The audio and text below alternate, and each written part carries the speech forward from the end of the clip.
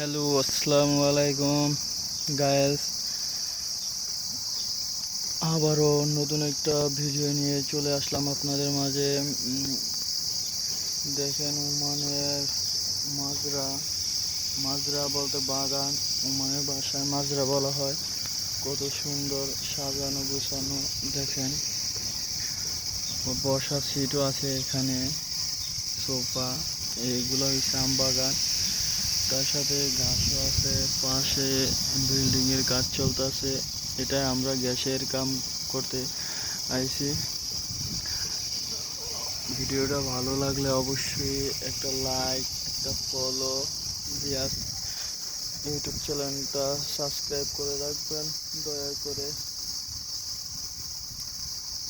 আপনাদের প্রিয় এমডি আলমগীর।